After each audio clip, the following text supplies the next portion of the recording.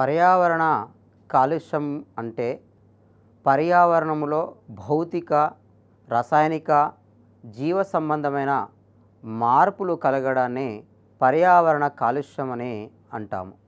ఈ పర్యావరణ కాలుష్యానికి కారణము కాలుష్య కారకాలు లేదా పొల్యూటెంట్స్ అని మనకు తెలుసు. ఇప్పుడు పర్యావరణంలో వచ్చేటువంటి మార్పులు భౌతికంగా, రసాయనికంగా, జీవ సంబంధంగా ఉన్నాయి. అంతేకాకుండా పర్యావరణ కాలుష్యాన్ని మనం సాధారణంగా వాయు కాలుష్యంగాను, జల కాలుష్యంగాను, భౌమ కాలుష్యంగాను, శబ్ద కాలుష్యంగాను, ఇంకా థర్మల్ పొల్యూషన్గాను లేదా ఉష్ణ కాలుష్యంగాను కూడా విభజించుకోవచ్చును. వాయు కాలుష్యం గురించి మాట్లాడుకోవడం జరిగింది. ఇప్పుడు జల కాలుష్యం గురించి మాట్లాడుకుందాం. జల కాలుష్యాన్ని మనము వాటర్ పొల్యూషన్ అని పిలుస్తాము.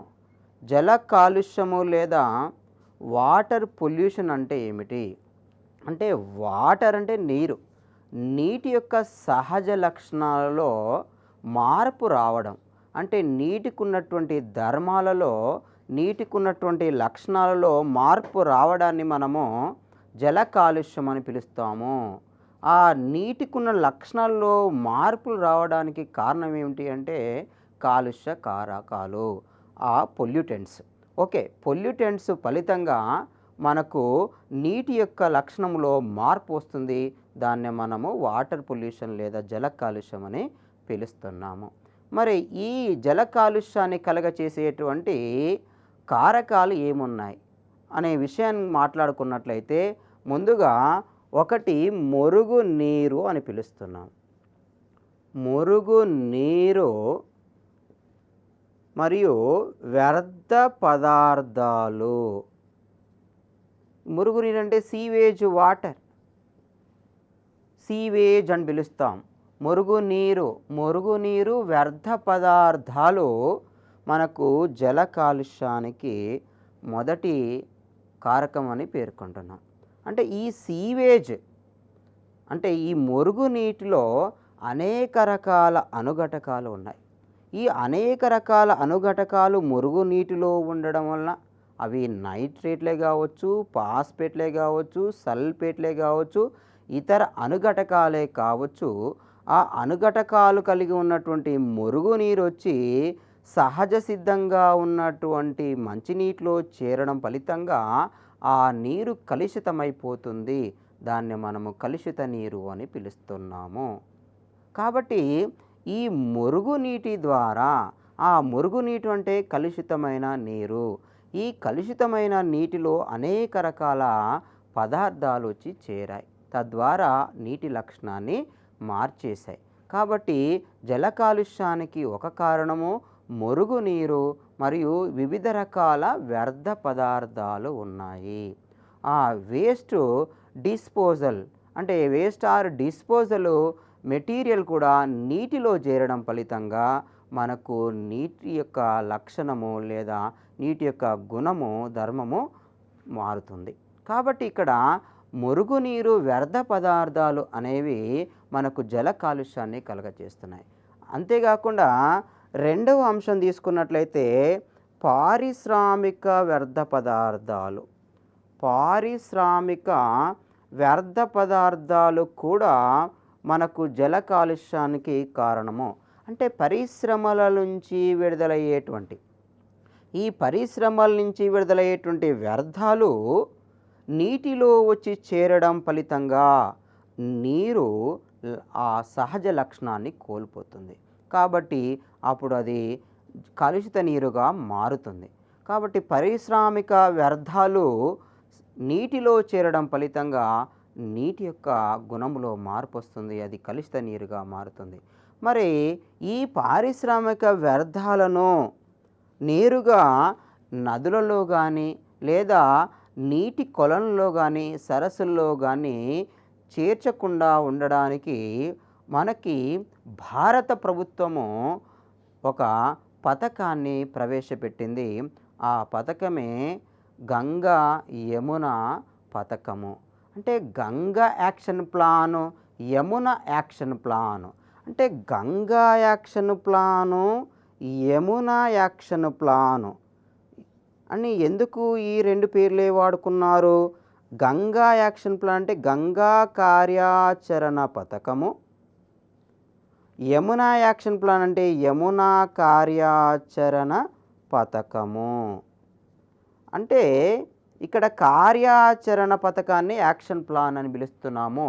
గంగా కార్యాచరణ పథకము, యమునా కార్యాచరణ పథకము అంటే పరిశ్రమల నుంచి విడుదలయ్యేటువంటి వ్యర్థ పదార్థాలన్నీ నేరుగా నదులలో చేరకుండా ఉండేందుకు భారత ప్రభుత్వము ప్రధానంగా ministry of human resource development and environmental ministry ఏం చేసింది అంటే మనకి గంగా యమున కార్యాచరణ పథకాలను ప్రవేశపెట్టడం జరిగింది.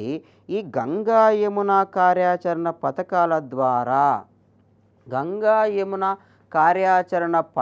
ద్వారా మనకు ఏమర్థం అవుతుందంటే సీవేజ్ ట్రీట్మెంట్ ప్లాంట్లను ఏర్పాటు చేయడం అనేది తెలుస్తుంది.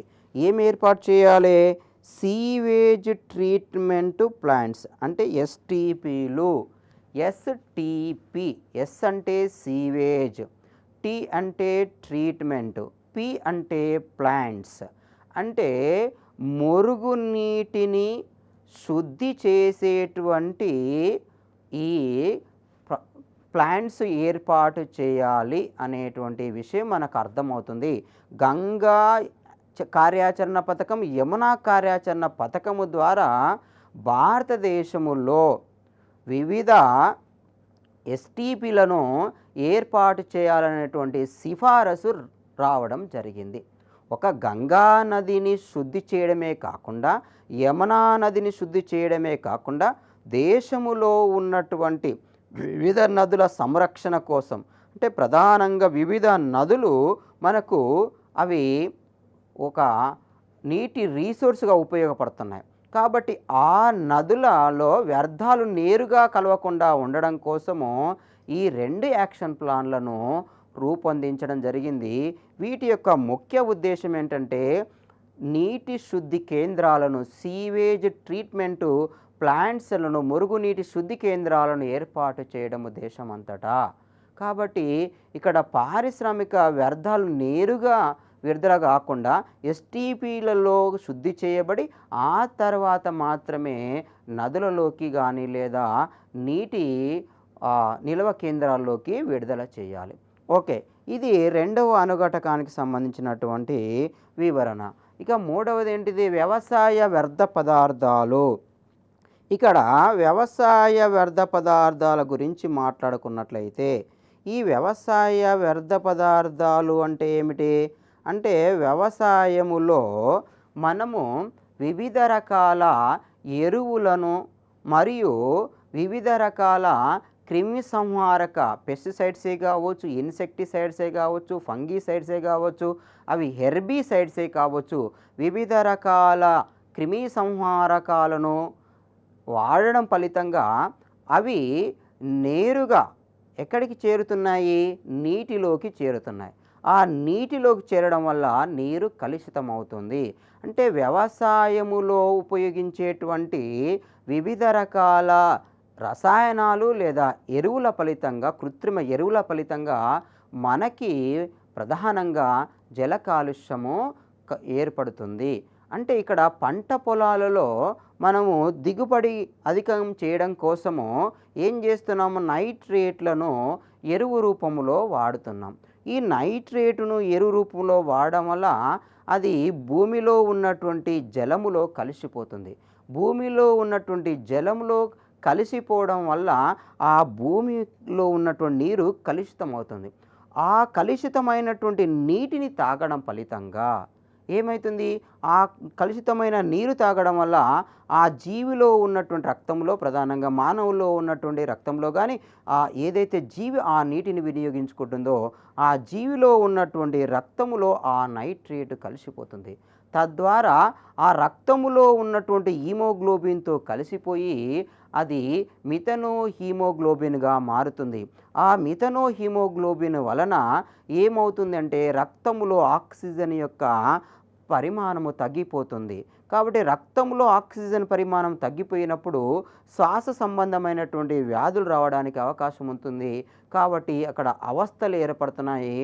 ఆ రకమైనటువంటి లక్షణాన్ని మనము మిథనో హీమోగ్లోబినేమియా అని పిలుస్తున్నాము. ఏమంటున్నాము అంటే మిథనో గ్లోబినేమియా అని పిలుస్తున్నాము. అంటే మీథేను అంటే నైట్రేటు ఆ రక్తంలో చేరిన తర్వాత మిథనో హీమోగ్లోబిన్గా మారి అక్కడ ఆక్సిజను సరఫరాను తగ్గించడం ఫలితంగా శ్వాస సంబంధ సమస్యలు రావడాన్ని మిథనో గ్లోబినేమియా అని పిలవడం జరుగుతుంది. ఓకే, ఇక్కడ వ్యవసాయ వ్యర్థ పదార్థాల వల్ల కలిగేటువంటి సమస్య గురించి మాట్లాడుకున్నాం. ఆ తర్వాత థర్మల్ పవర్ ప్లాంట్లలోంచి విడుదలయ్యేటువంటి వ్యర్థ పదార్థాలు అంటే థర్మల్ పవర్ ప్లాంట్ల నుంచి విడుదలయ్యేటువంటి వ్యర్థ పదార్థాల వల్ల కూడా నీరు కలుషితమవుతుంది. అంటే థర్మల్ ప్లాంట్స్లో వినియోగిస్తున్నటువంటి వివిధ అనుఘటకాల నుంచి విడుదలయ్యేటువంటి మనకు వ్యర్థాల ద్వారా కూడా నీరు కలుషితమవుతుంది. ఇంకా న్యూక్లియర్ పవర్ ప్లాంట్ల నుంచి కూడా విడుదలయ్యేటువంటి వ్యర్థాల వల్ల కూడా నీరు కలుషితమవుతుంది. అలాగే ఇంకా పారిశ్రామిక వ్యర్థాలలో ఇంకొక కారకం ఏంటంటే ఉష్ణము. అంటే పారిశ్రామిక వ్యర్థాలలో అధికంగా ఉష్ణం ఉంటుంది. ఆ అధికంగా ఉష్ణం ఉన్నటువంటి వ్యర్థం వచ్చి నీటిలో చేరడం ఫలితంగా నీటిలో ఉన్నటువంటి జీవరాశులన్నీ ఆ ఉష్ణోగ్రతకు తట్టుకోలేక చనిపోవడానికి అవకాశం ఉంది. కాబట్టి ఆ పారిశ్రామిక వ్యర్థాలలో ఉన్నటువంటి అధిక ఉష్ణోగ్రత ఫలితంగా ఆ వ్యర్థాలు చేరి ఉన్నటువంటి నీటి యొక్క ప్రాంతంలో ఉన్న జీవులు మరణించడానికి అవకాశం ఉంది. కాబట్టి పారిశ్రామిక వ్యర్థాలలో ఉన్న ఉష్ణం ఫలితంగా జీవరాశి నష్టపోతుంది. ఇంకా రేడియోధార్మిక పదార్థాలు ఈ విడుదలైనప్పుడు ఈ రేడియోధార్మిక పదార్థాలు కూడా నీటిలో కలవడం ఫలితంగా కూడా మనకు నీరు కలుషితమవుతుంది. ఇంకా ముఖ్యంగా చెప్పాలంటే వివిధ రకాల భారలోహాలు, ఇంకేమంటున్నాం మనము భారలోహాల గురించి మాట్లాడుకుంటున్నాము. ఈ భారలోహాలు అంటే హెవీ మెటల్స్. ఈ హెవీ మెటల్స్లో మనం ముఖ్యంగా వేటిని గురించి మాట్లాడుకుందామంటే మనము పాదరసము గురించి మాట్లాడుకుందాము, సీసం గురించి మాట్లాడుకుందాము, కాడ్మియం గురించి, పాదరసము, సీసము, ఇంకా మ్యాంగనీస్ గురించి కూడా మాట్లాడుకుందాం. ఇవి భారలోహాలు. ఈ భారలోహాల ఫలితంగా ఈ భారలోహాలు వచ్చి నీటిలో చేరడం ఫలితంగా వచ్చేటువంటి సమస్యలు ఏంటివి జీవులకి అంటే ఇక్కడ ముందుగా మనము పాదరసం తీసుకున్నట్లయితే ఏమవుతుంది? ఈ పాదరసము అంటే క్యాన్సర్ను కలిగిస్తుంది. అంటే ఈ ఆర్సెనిక్ పదార్థాలను కాక మనము నీటిలో ఉన్నప్పుడు తీసుకున్నప్పుడు మనకు క్యాన్సర్ కలిగేటువంటి అవకాశాలు ఎక్కువగా ఉన్నాయి. అంతేకాకుండా ఇది ఏమవుతుంది? నీటిలో కరిగినప్పుడు మిథైల్ మెర్క్యూరీగా మారుతుంది. ఈ మిథైల్ మెర్క్యూరీగా మారినప్పుడు ఆ మిథైల్ మెర్క్యూరీని నీటిలో ఉన్నటువంటి జీవులు అవి తీసుకున్నప్పుడు, ఆ నీటిని తీసుకున్నప్పుడు, ఉదాహరణగా చేపలు తీసుకున్నాయనుకోండి, ఆ చేపలను మానవుడు తీసుకోవడం వలన మనకు మినిమెటా అనేటువంటి వ్యాధి వస్తుంది. కాబట్టి మినిమెటా వ్యాధికి కారణం ఏంటిది అంటే పాదరసము. ఈ పాదరసము ఎక్కడ నీటిలో కలిసి మిథైల్ మెర్క్యూరీగా మారింది. ఆ మిథైల్ మెర్క్యూరీ చేపల్లోకి చేరింది. ఆ చేపలలో ఉన్నటువంటి మిథైల్ మెర్క్యూరీ ఆహారంగా తీసుకున్నప్పుడు మానవుల్లోకి చేరి మినిమెటా అనేటువంటి వ్యాధిని కలగచేస్తుంది. ఏమిటా వ్యాధి అంటే మినిమెటా అనేటువంటి వ్యాధి. ఈ మినిమెటా వ్యాధి కారణము మిథైల్ మెర్క్యూరీ అనేటువంటి విషయం మీరు గుర్తుంచుకోవాలి. ఆ తర్వాత మనము సీసం గురించి మాట్లాడుకున్నట్లయితే, ఇంకా సీసం వలన మనకు ఏమొస్తుంది? ప్రధానంగా క్యాన్సర్ రావచ్చు. అంతేకాకుండా గుండె సంబంధమైనటువంటి వ్యాధులు కూడా వస్తాయి. లెడ్ వలన మనకు వివిధ రకాల హృదయ సంబంధ సమస్యలు మరియు క్యాన్సర్ కూడా కలగడానికి అవకాశము ఉన్నది.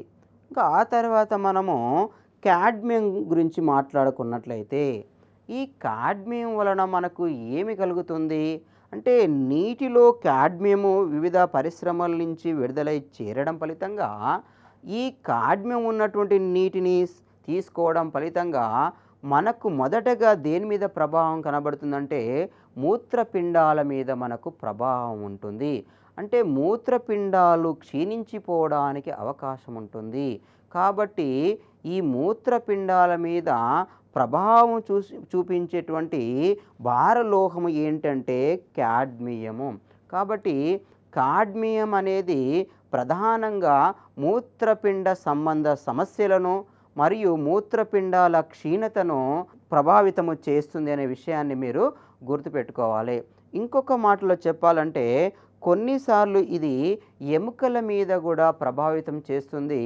కాబట్టి అలా ఎముకల మీద ప్రభావితానికి కారణమైనటువంటి భారలోహం కూడా మనకి ఇక్కడ కాడ్మియం అనేటువంటి విషయాన్ని గుర్తుపెట్టుకోవాలి.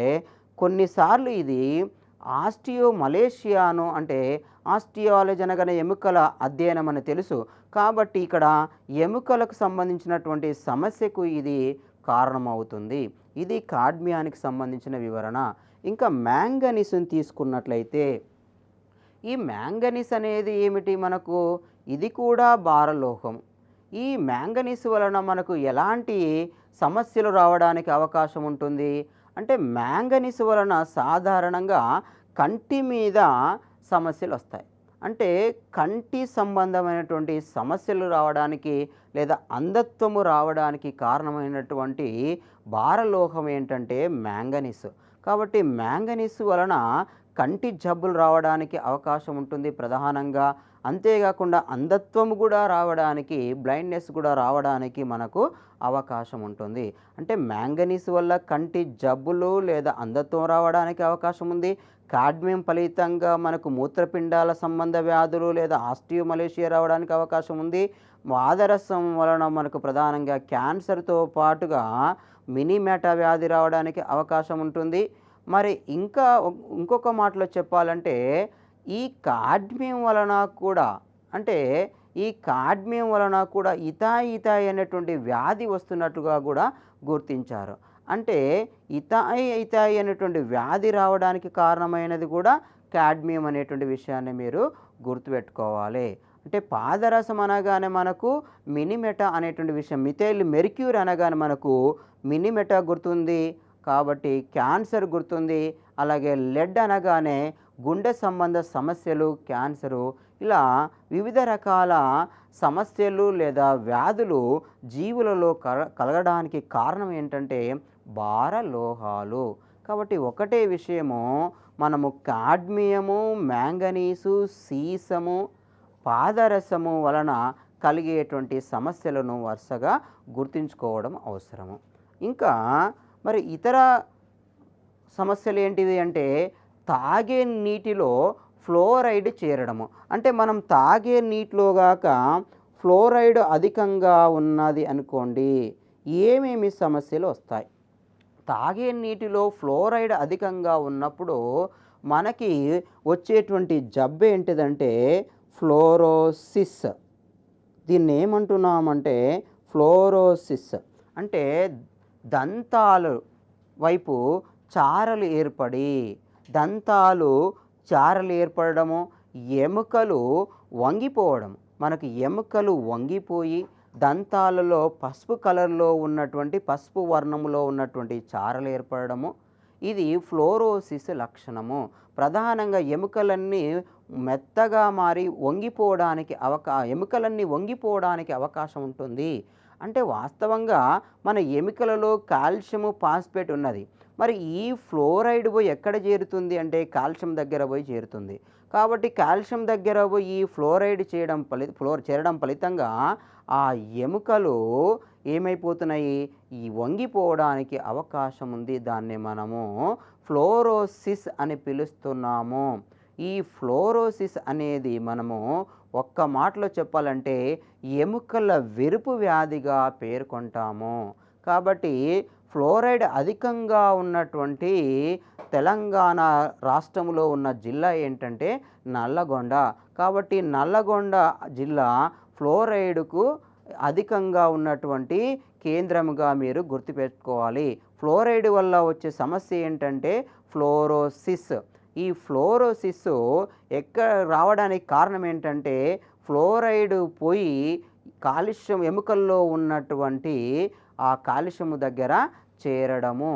కాబట్టి ఈ ఫ్లోరైడ్ తగ్గించడానికి ఈ మధ్య కాలంలో నీరి అనేటువంటి సంస్థ, national engineering environment research institute నాగపూర్లో ఉన్నటువంటి నీరి అనే సంస్థ ఒక విధానాన్ని ప్రవేశపెట్టింది. దాన్ని మనము నల్లగొండ విధానము అని పిలుస్తున్నాము.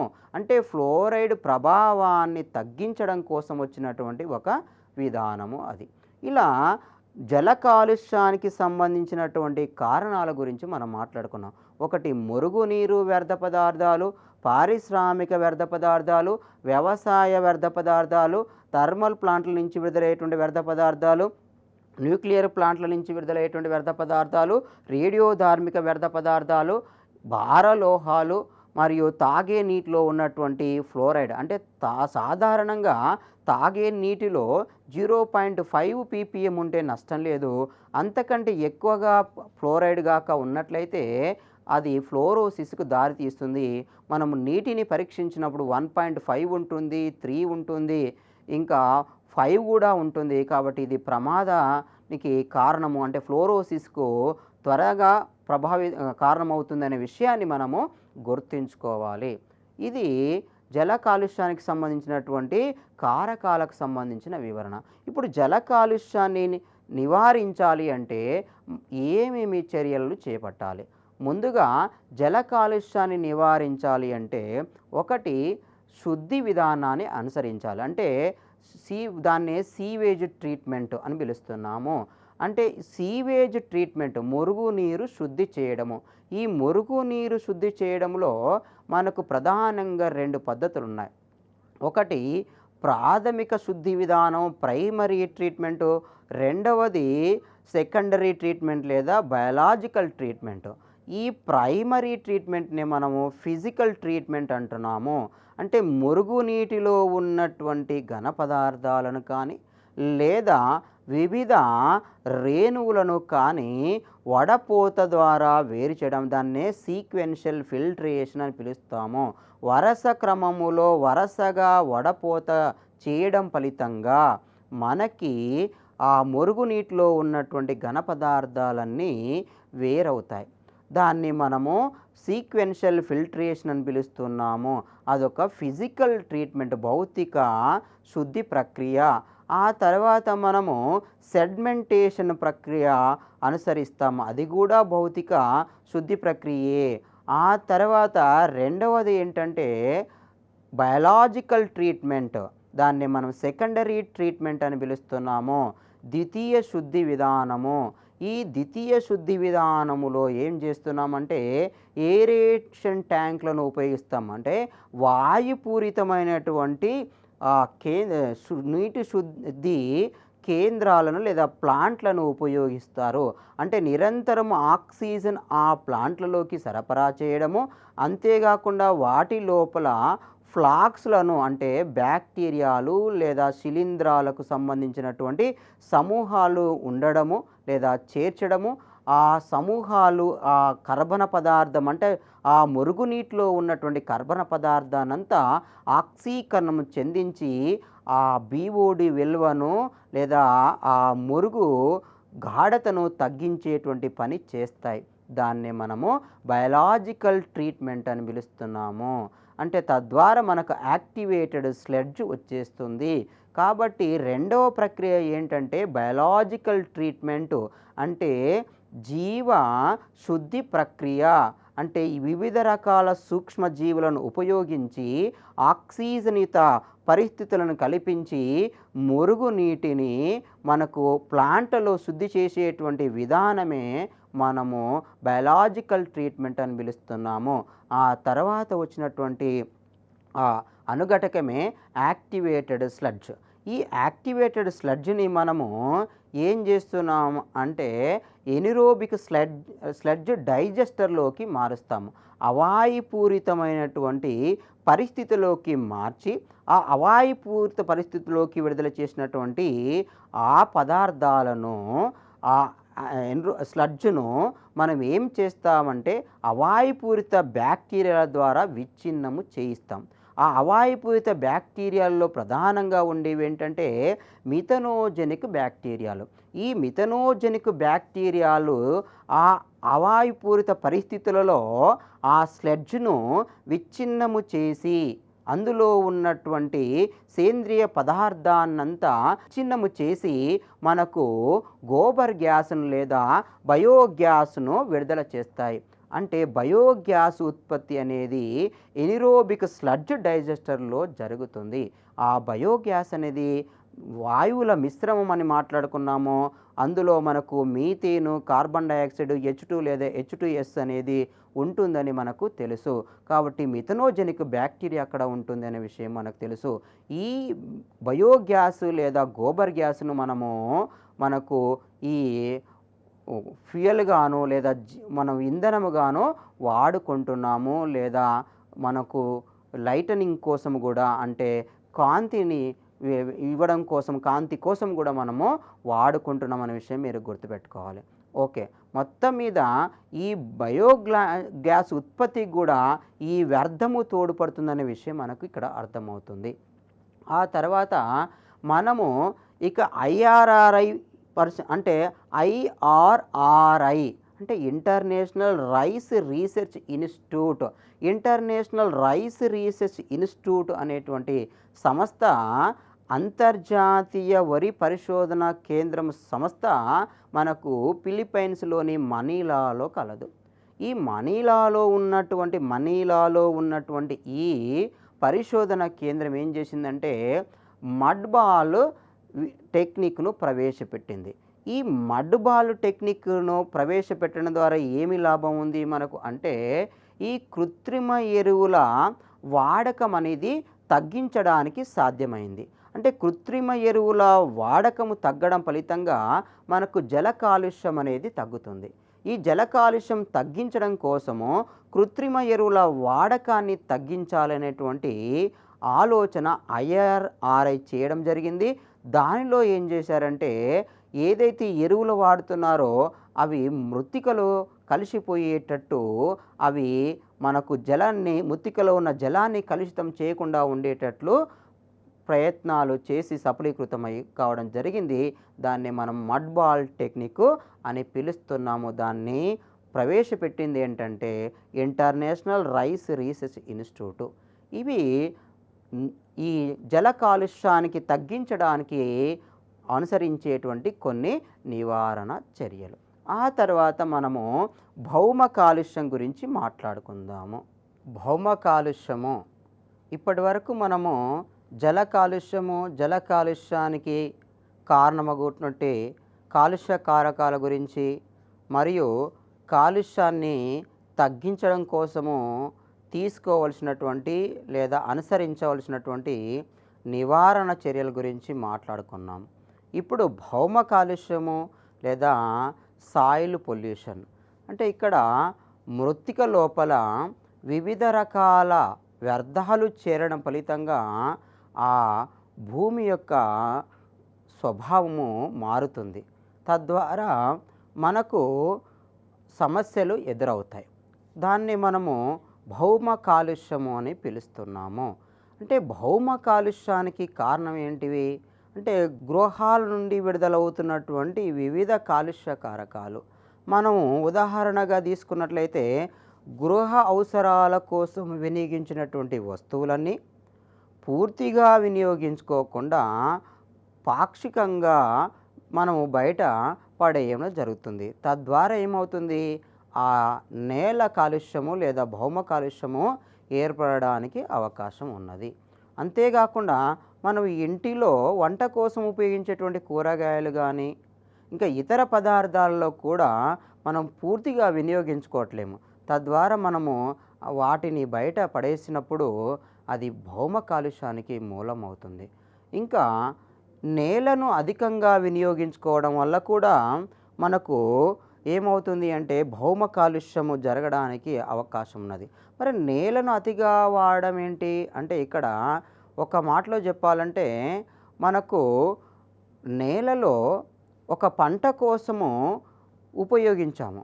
ఆ నేలను పంట కోసం ఉపయోగించిన తర్వాత దానిలో మనము వివిధ రకాల రసాయనాలను ఉపయోగించడం జరిగింది.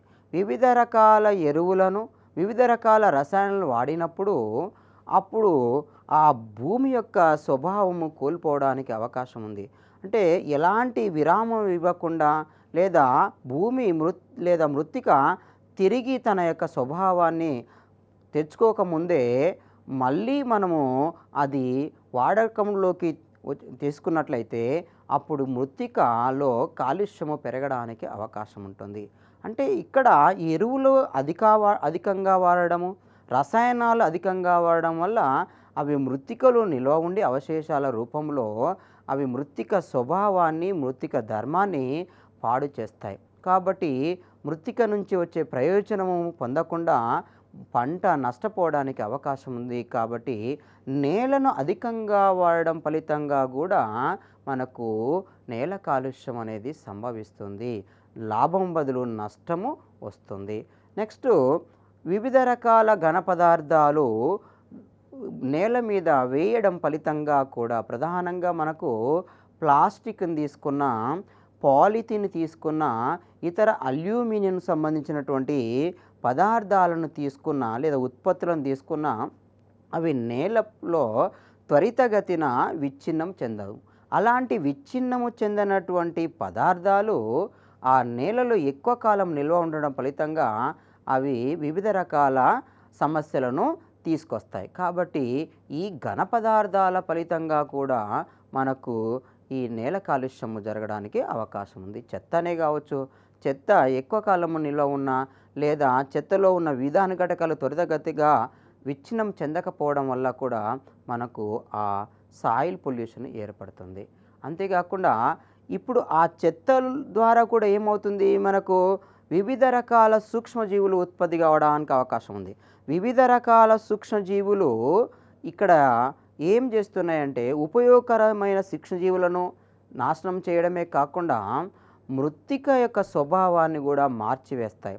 అంతేకాకుండా ఆ చెత్తలో ఉన్నటువంటి సూక్ష్మజీవులు మనకు వివిధ రకాల వాయువులను విడుదల చేయడంలోనూ లేదా వివిధ రకాల వ్యాధులను జీవులకు లేదా మానవులకు, జంతువులకు వ్యాధులు కలగజేయడానికి కూడా కారణమవుతాయి. కాబట్టి ఇక్కడ నేల స్వభావం పోయింది. తర్వాత నేల మీద ఉన్నటువంటి జీవులకు సమస్యలు ఎదురవుతున్నాయి. ఇంకా మనము ఈ అణుబాంబు కేంద్రాలను కానీ లేదా అక్కడ అణుబాంబు విస్ఫోటన కేంద్రాలను గాక పరిశీలించినట్లయితే అక్కడ విస్ఫోటన ద్వారా విడుదలైనటువంటి ఈ రేడియోధార్మిక పదార్థాల ద్వారా కూడా మనకు నేల కాలుష్యం జరగడానికి అవకాశం ఉంది. కాబట్టి ఈ రేడియోధార్మిక పదార్థాల ద్వారా, అణుబాంబుల విస్ఫోటనం ద్వారా మనకు నేల కాలుష్యము జరుగుతుంది అనేటువంటి విషయాన్ని మనము గుర్తుంచుకోవాలి. ఇంకా అణువిద్యుత్ కేంద్రాల నుంచి, ఈ అణువిద్యుత్ కేంద్రాల నుంచి కూడా మనకు వచ్చేటువంటి వ్యర్థాలు కూడా మనకు నేల కాలుష్యానికి కారణమవుతున్నాయి. ఇంకా చెప్పాలి అంటే ఈ చిప్స్, ఈ ఎలక్ట్రానిక్ గ్యాడ్జెట్స్ వినియోగించుకున్న తర్వాత వాటిని డిస్పోజ్ చేసినప్పుడు, వాటిని పడేసినప్పుడు అవి త్వరితగతిన విచ్ఛిన్నం చెందవు. కాబట్టి ఈ చిప్స్ వల్ల కూడా మనకు నేల కాలుష్యం అనేది జరుగుతుంది.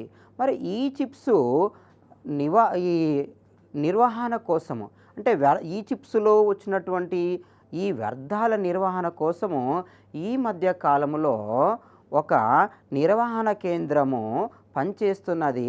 అది ఈ పరిసర అనేటువంటి ఒక నిర్వహణ కేంద్రము ఈ చిప్స్‌ను ఈ చిప్స్ నుంచి వచ్చినటువంటి వ్యర్థాల నిర్వహణ అంటే కంట్రోల్ చేయడం అనేది జరుగుతుంది.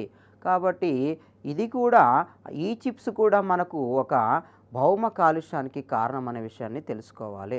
ఇంకా కొన్ని ప్రాంతాలను తీసుకున్నట్లయితే ఏమిటవి ప్రాంతాలు? హాస్పిటల్ తీసుకున్నట్లయితే మనము పడేసేటువంటి వ్యర్థ పదార్థాలను గాక తీసుకున్నట్లయితే ఆ హాస్పిటల్‌లో నుంచి వెలువడేటువంటి వ్యర్థాలు లేదా హాస్పిటల్ నుంచి బయటకు పడేసేటువంటి వ్యర్థ పదార్థాలలో అక్కడ మనకు వివిధ రకాల విష పదార్థాలు కూడా ఉండవచ్చు, లేదా వివిధ రకాల అణుఘటకాలు కూడా ఉంటాయి.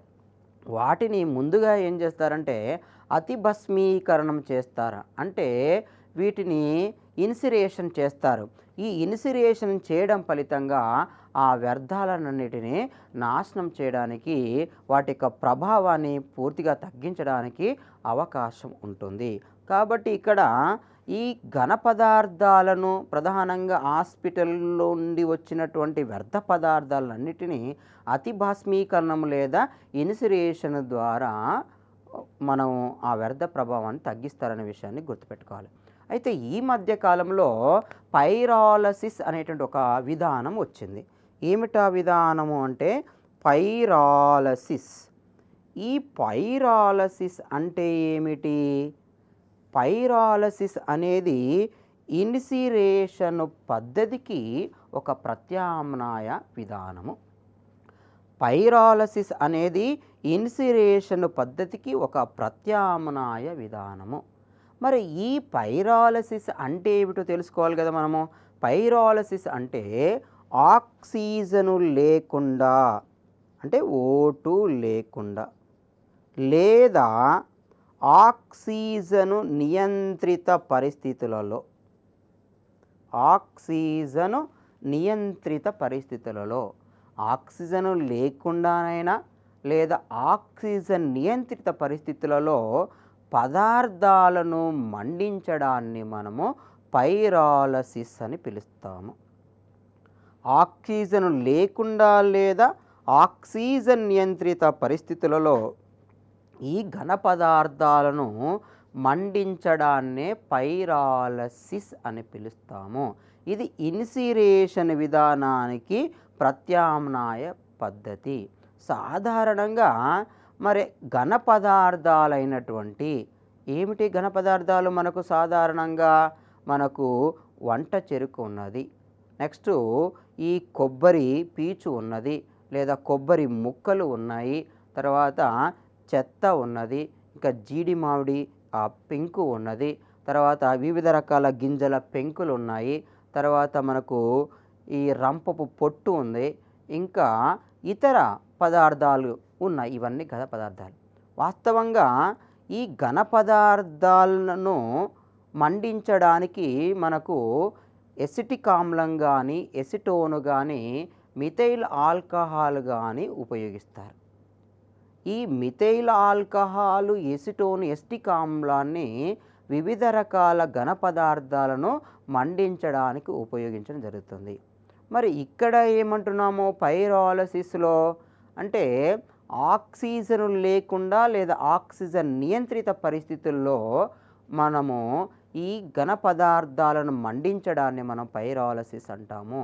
అప్పుడు ఆ ఆక్సిజన్ నియంత్రిత పరిస్థితుల్లో ఏం చేస్తారంటే వివిధ రకాల అంటే ఘన పదార్థాలను సేకరించిన తర్వాత వాటికి ఇంతకుముందు చెప్పినటువంటి ఆ ఆమ్లాలను చేర్చి మండించడం జరుగుతుంది. అంతేకాకుండా ఇవి మండించడం ద్వారా ఏంటివి ఘన పదార్థాలు మండించడం ద్వారా మనకు కొన్ని వాయువులు విడుదలవుతాయి, లేదా ద్రవాలు విడుదలవుతాయి.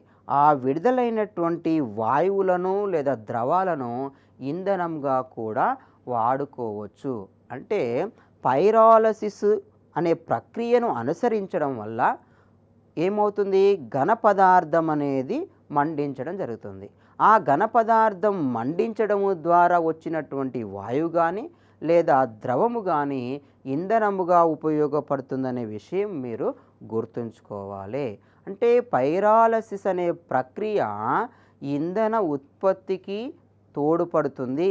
ఇంధన వనరు అనే విషయాన్ని మీరు గుర్తుంచుకోవాలి. ఇది పైరాలసిస్కు సంబంధించినటువంటి వివరణ. ఇవి ఇప్పటిదాకా ఏమనుకున్నాం, భౌమ కాలుష్యానికి సంబంధించినటువంటి కారకాల గురించి మాట్లాడుకున్నాం.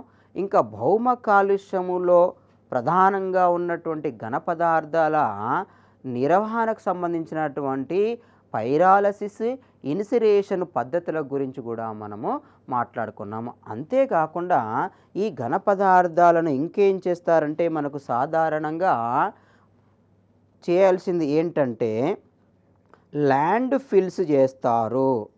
ల్యాండ్ ఫిల్స్ అంటే ల్యాండ్ ఫిల్స్ అంటే ఏమిటి? దీన్నే ల్యాండ్ ఫిల్లింగ్ అని పిలుస్తున్నాము. ల్యాండ్ ఫిల్లింగ్ అంటే ఏమిటి అంటే సాధారణంగా భూమి లోపల ఒక పెద్ద కందకము తీయవచ్చు. ఒక పెద్ద కందకాన్ని తీసి ఆ పెద్ద కందకము లోపల ఘన పదార్థాలన్నింటినీ డంపు చేయడం. అంటే ఆ పెద్ద కందకము లోపల ఘన పదార్థాలన్నీ డంపు చేసిన తర్వాత దానిపైన మొత్తము అంటే ఘన పదార్థాలను పూర్తిగా కప్పుతూ ఒక పాలిథిన్ కవర్ను పేర్చడం. తద్వారా ఏమవుతుంది, అందులో ఘన పదార్థాల్లోకి ఉత్పత్తి అయినటువంటి ఆ ఘన పదార్థాలలో ఆ డంపింగ్ చేసినటువంటి పదార్థాల్లో ఉత్పత్తి అయినటువంటి సూక్ష్మజీవులు మొత్తము దాన్ని విచ్ఛిన్నం చేయడానికి అవకాశం ఉంటుంది. ప్రధానంగా ఆక్సిజన్ రహిత పరిస్థితుల్లో కూడా విచ్ఛిన్నము జరుగుతుంది. అట్లా ల్యాండ్ ఫిల్లింగ్ అంటే కందకాలు దవ్వుతూ భూమిని వ్యర్థ పదార్థాల చేత ఘన వ్యర్థ పదార్థాల చేత నింపుతూ పోవడాన్ని ల్యాండ్ ఫిల్లింగ్ అని పిలుస్తాము. వాటిని ల్యాండ్ ఫిల్స్ అని పిలుస్తాము. ల్యాండ్ ఫిల్స్ కూడా మనకు ఘన పదార్థాల నిర్వహణలో ఒక భాగము. అట్లాగే కంపోస్టింగ్ అనేది రెండవ ప్రక్రియ. కంపోస్టింగ్, ఈ కంపోస్టింగ్లో ఏం జరుగుతుంది మనకు అంటే సాధారణంగా ఇక్కడ ఘన పదార్థాలు అన్నీ ఒక ప్రదేశము లోపల చేర్చడం, ఆ ప్రదేశము లోపల చేర్చినటువంటి ఆ ఘన పదార్థాలను ఆవరించి ఏదేని ఒక మన ఈ పొరను అంటే కవర్ను కూడా కప్పడానికి అవకాశం ఉంటుంది.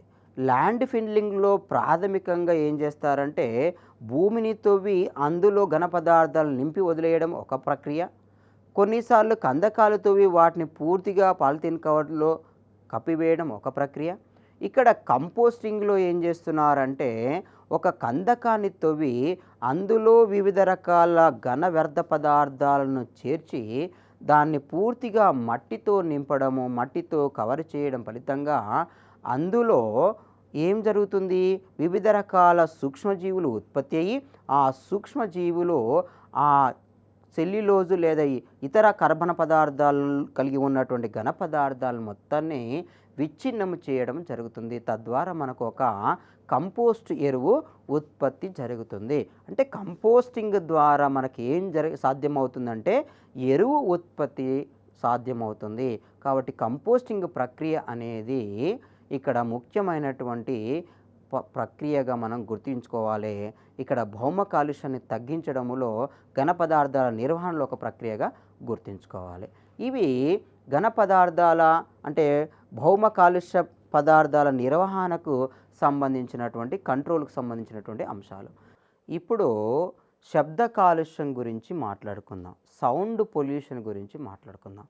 సౌండ్ పొల్యూషన్ అంటే సాధారణంగా మనము అన్ని రకాల ధ్వనులను వినలేము. మరి మనము ఏ రకమైన ధ్వనులను భరించగలుగుతాము అంటే కొంత డెసిబుల్స్ పరిమాణం వరకే, తీవ్రత వరకే మనము వినగలము. అంటే ఆ డెసిబుల్స్ అని ఎందుకంటున్నానంటే శబ్దాన్ని కొలిచేటువంటి ప్రమాణమే డెసిబుల్. ఎప్పుడైతే మనం వినేటువంటి శబ్ద తీవ్రత పరిధి దాటుతుందో అప్పుడు మనకు అది అతిధ్వని అంటున్నాము, మనకు ఆ హాని కలుగచేసే ధ్వని అని పిలుస్తున్నాము. అంటే మనకు వినడానికి ఆమోదయోగ్యంగా లేని లేదా వినసొంపుగా లేనటువంటి ధ్వని వలన వచ్చేటువంటి ప్రభావమే ధ్వని కాలుష్యము అని పిలుస్తున్నాము. అంటే ధ్వని ఉన్నంత స్థాయిలో ఉండడం కాకుండా అతిగా ఉండడం గాక జరిగినట్లయితే దాన్ని మనము ధ్వని కాలుష్యము అని పిలుస్తున్నాము. ఇక్కడ ధ్వని కాలుష్యానికి గల కారణాలు ఏంటివి? ముఖ్యంగా చెప్పాలంటే పరిశ్రమల యొక్క పెరుగుదల జరిగింది. అంటే ఇప్పటి వరకు ఇండస్ట్రియలైజేషన్ అనేది ఇక్కడ రోజు రోజుకి పెరుగుతుంది ప్రపంచంలో. ఈ ప్రపంచంలో ఇండస్ట్రియలైజేషన్ పెరగడం ఫలితంగా మనకి ధ్వని యొక్క ప్రభావము జీవరాశుల మీద పడుతుంది. ఆ పరిశ్రమల యొక్క ఆ పరిసరాల చుట్టే మానవులు కానీ లేదా ఇతర జీవులు ఆవాస చేయడం ఫలితంగా అక్కడ ఆ ధ్వనుల యొక్క ప్రభావానికి ఆ జీవులు పడుతున్నాయి. కాబట్టి పారిశ్రామికీకరణ జరగడము, పారిశ్రామికీకరణ ఎక్కువగా జరగడం కూడా ధ్వని కాలుష్యానికి ఒక కారణము. ఇక రెండవది అర్బనైజేషన్, అంటే పట్టణీకీకరణ. ఈ పట్టణీకీకరణకు మూలం ఏంటిది అంటే అన్ని సౌకర్యాలు ఉన్నటువంటి ప్రాంతానికి వెళ్ళి ఆవాసాన్ని ఏర్పరచుకోవాలన్నటువంటి ఆలోచనలో మానవుడు ఉండడం ఫలితంగా ఇక్కడ పట్టణీకీకరణ పెరుగుతుంది, అర్బనైజేషన్ పెరుగుతుంది. అంతేకాకుండా జనాభా రోజు రోజుకి పెరుగుతూ ఉండడం, అంటే జనాభా పెరుగుదల ఒకటి, ఆ జనాభా పెరుగుదల ఫలితంగా మనకి ధ్వని కాలుష్యము కలుగుతుంది. ఇంకా మనకు యంత్రాల వినియోగం కూడా, అంటే వివిధ ఉత్పత్తులకు సంబంధించి వివిధ యంత్రాల వాడకం జరుగుతుంది. ఇక్కడ యంత్రాల వాడకానికి మనకు ఏం జరుగుతుంది? యంత్రాల వాడకం ఫలితంగా అంటే ఇక్కడ ధ్వని ఉత్పత్తి జరుగుతుంది. యంత్రాల వాడకము ఒక పరిధిలో లేకపోవడం, అధికంగా యంత్రాలు వాడడం, అతి ధ్వనులు కలిగించేటువంటి యంత్రాలు వాడడం కూడా ఇక్కడ మనము ధ్వని కాలుష్యానికి కారణమని చెప్పవచ్చు. అంతేకాకుండా మనము అంటే మానవుడు సాధారణంగా రోజు రోజుకి వాహనాల వినియోగం అనేది పెంచుతున్నాడు. ఈ వాహనాల అధిక వినియోగము, వివిధ రకాల వాహనాలను వినియోగించుకోవడం, అవి 2 వీలర్సే కావచ్చు, 3 వీలర్సే కావచ్చు, 4 వీలర్సే కావచ్చు, ఇంకా వివిధ వాహనాలే కావచ్చు. ఇక వివిధ వాహనాల వాడకం ఫలితంగా లేదా వాహనాల రద్దీ ఫలితంగా మనకు ధ్వని కాలుష్యం అనేది జరుగుతుంది. ధ్వని కాలుష్యం అనేది రోజు రోజుకి పెరుగుతుంది. మరికి కొన్ని వాహనాలు రవాణా చెందేటప్పుడు విడుదలయ్యేటువంటి ధ్వని ఎంత తీవ్రత ఉంటుందో మనం మాట్లాడుకుందాం. ఉదాహరణగా తీసుకున్నట్లయితే మనము విమానాలు వెళ్ళేటప్పుడు ఎంత డెసిబుల్స్లో ఆ సౌండ్ ఉంటుంది అంటే 120 డెసిబుల్స్లో ఆ సౌండ్ ఉంటుంది. అంటే 120 డెసిబుల్స్ ఆ సౌండ్ ఉంటుంది కాబట్టి మనకు వినడానికి అంత ఇష్టం ఉండదు. తర్వాత జెట్ విమానాలు వెళ్ళేటప్పుడు ఆ శబ్ద తీవ్రత, ఆ ధ్వని తీవ్రత ఎంత ఉంటుందంటే 160 నుంచి 180 డెసిబిల్స్ ఉంటుంది. అలాగే మనకు వర్షాకాలంలో గాక మనము వర్షాకాలం గాక పరిశీలించినప్పుడు ఉరుములు మెరుపులు వస్తాయి. మనకు ఉరుములు చూసినప్పుడు ఒక పెద్ద శబ్దం వస్తుంది. ఆ ఉరుముల శబ్దం వచ్చినప్పుడు ఎంత ధ్వని తీవ్రత ఉంటుందంటే 110 డెసిబుల్స్లో ఆ ధ్వని తీవ్రత ఉంటుంది. అలాగే ఇంకా గడియారము, ముళ్ళులు ఉన్నటువంటి గడియారం గాక చూసినట్లయితే ఆ టిక్ టిక్ శబ్దం వచ్చేటువంటి ఆ గడియారము టిక్కు శబ్దం ఎంత అంటే 30 డెసిబుల్స్ ఉంటుంది. అంటే ఇక్కడ ఏం చెప్తున్నానంటే ఒక్కొక్క పరికరము, అంటే అది విమానమే కావచ్చు, అది ఏమంటున్నాను జెట్ విమానమే కావచ్చు, లేదా అది గడియారంలోని ముల్లే కావచ్చు, ఇంకా ఒక మాటలో చెప్పాలంటే మనకు ఉరుములు మెరుపులలో మనము ధ్వని తీవ్రతను గాక పరిశీలించిన వివిధ రకాల డెసిబుల్స్లో మనకు ఈ ధ్వని తీవ్రత కనబడుతుంది. ఇలా చెప్పుకుంటూ పోతే వివిధ మన ఈ వాహకాలు వివిధ స్థాయిలో ధ్వని తీవ్రతను మనకు వెలువరుస్తున్నాయి, అంటే బయటికి విడుదల చేస్తున్నాయి. ఇంకా ఈ ధ్వని తీవ్రత వలన మనకు వచ్చేటువంటి సమస్యలు ఏమున్నాయి? ప్రధానంగా మానవుల్లో వచ్చేటువంటి సమస్యలు ఏమున్నాయి అంటే, ప్రధానంగా ధ్వని తీవ్రత వలన చెవి నొప్పి వస్తుంది. చెవి నొప్పితో పాటు చెవి సంబంధిత సమస్యలు ఏర్పడతాయి. అంటే వినికిడి లోపం అనేది ఏర్పడడానికి అవకాశం ఉంటుంది. వినికిడి లోపం జరుగుతుంది, తలనొప్పి వస్తుంది, వికారము రావడానికి అవకాశం ఉంది, వాంతులు రావడానికి అవకాశం ఉంది. ఇంకా ప్రధానంగా చెప్పాలంటే హృదయ స్పందనలో కూడా మార్పు వస్తుంది, రక్తపీడనంలో మార్పు వస్తుంది, తర్వాత సాధారణంగా భయం వస్తుంది, ఒత్తిడి కూడా కలుగుతుంది. కాబట్టి ఇక్కడ చిన్న పిల్లల్లో గాక ఈ ధ్వని తీవ్రత సమస్యను గాక గమనించినట్లయితే, ధ్వని తీవ్రత ఎక్కువగా ఉన్న ప్రదేశాల్లో చిన్న పిల్లలు గాక పెరిగినట్లయితే వాళ్ళలో మెదడు ఎదుగుదల అనేది ఉండదు. కాబట్టి ధ్వని తీవ్రత మెదడు మీద కూడా ప్రభావాన్ని చూపుతుంది అనేటువంటి విషయము మీరు గుర్తుపెట్టుకోవాలి. కాబట్టి ధ్వని తీవ్రత అధికంగా ఉంటే అనేక రకమైనటువంటి సమస్యలు, హృదయ సంబంధ సమస్యలు రావచ్చు, రక్తపీడన సంబంధ సమస్యలు రావచ్చు, మానసిక ఒత్తిడి సంబంధిత సమస్యలు రావచ్చు, తర్వాత ఈ చెవి సంబంధించిన సమస్యలు రావచ్చు. అంతేకాకుండా మెదడు యొక్క పిల్లలకు తీసుకున్నట్లయితే మెదడు యొక్క ఎదుగుదలకు సంబంధించిన సమస్యలు వచ్చేటువంటి అవకాశం ఉంది. కాబట్టి ఈ శబ్ద కాలుష్యాన్ని మనము సాధ్యమైనంత త్వరగా నియంత్రించడం అవసరము. ఎందుకంటే రోజు రోజుకి అతి వినియోగం జరుగుతుంది, అంటే ఓవర్ ఎక్స్‌ప్లాయిటేషన్ జరుగుతుంది ప్రతిదీ. కాబట్టి నియంత్రిత పరిస్థితులు అనేవి ఇక్కడ తక్కువ కనబడుతున్నాయి. కాబట్టి ఈ నియంత్రిత పరిస్థితులు లేకపోయినట్లయితే రోజు రోజుకి ఈ వస్తువుల వినియోగం అధికమై, ప్రధానంగా ధ్వనిని కలిగించేటువంటి వస్తువుల వినియోగం ఫలితంగా మనకి ప్రమాదాలు ఎదురయ్యేటువంటి అవకాశం ఉన్నది. ఇక్కడ మనము ఈ నేల కాలుష్యము, తర్వాత భౌమ కాలుష్యము, తర్వాత వాయు కాలుష్యాన్ని తగ్గించడం కోసము ఒక ప్రక్రియను ఎప్పుడూ అనుసరించాల్సిన అవసరం ఉంది. ఏమిటి ఆ ప్రక్రియ అంటే 3R సూత్రము. దీన్ని ఏమంటున్నామంటే 3R సూత్రము అని పిలుస్తున్నాము. ఈ 3R సూత్రాన్ని మనం తప్పనిసరిగా గుర్తుపెట్టుకోవాలి. 3R అంటే అందులో 3 Rలు ఉన్నాయని అర్థము. మొదటి R అంటే ఏంటంటే రెడ్యూస్, అంటే తగ్గించడము. నువ్వు ఉపయోగిస్తున్నటువంటి లేదా వినియోగిస్తున్నటువంటి ఆ వస్తువు యొక్క వాడకాన్ని పరిమితి మించి వాడకూడదు.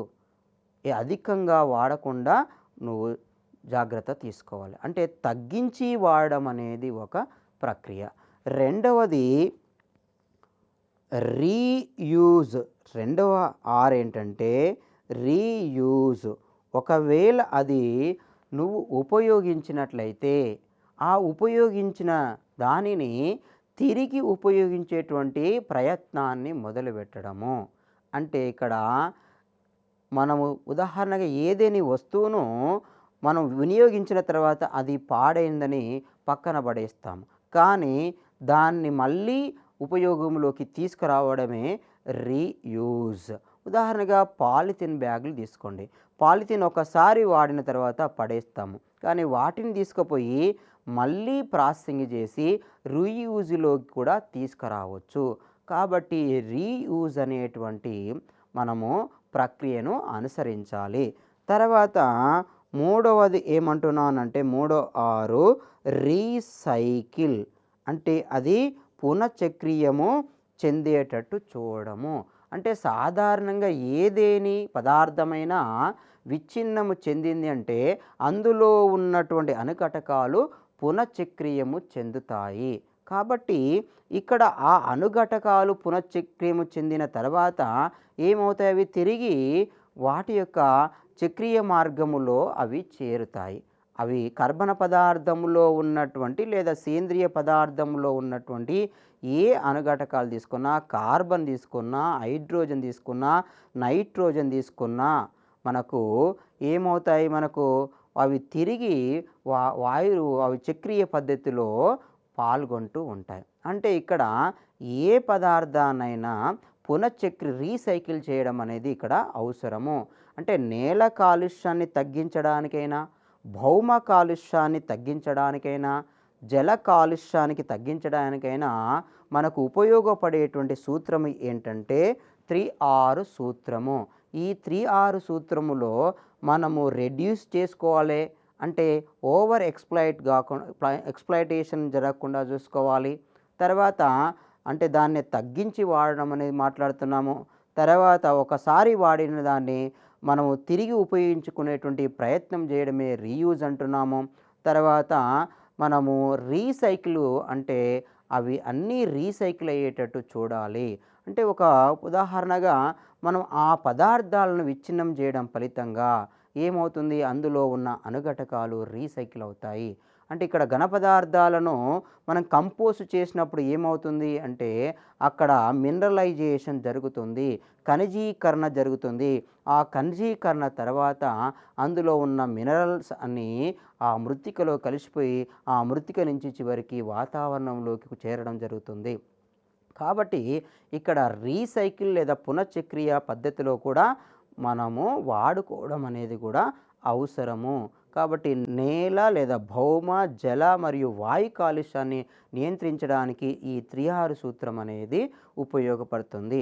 ఈ 3R సూత్రాన్ని మనం అనుసరించడం వల్ల ఏమవుతుంది, మనకు రికవరీ కూడా జరగడానికి అవకాశం ఉంటుంది. రికవర్ అంటే ఏమిటి అంటే ఈ 3 అంటే ఈ 3 అంటే ఏంది, 3R రెడ్యూస్, రీయూజ్, రీసైకిల్ ఫలితంగా ఏదైతే పదార్థము మళ్ళీ చేరాలనుకుంటున్నామో అది రికవర్ కావడానికి అవకాశం ఉంటుంది.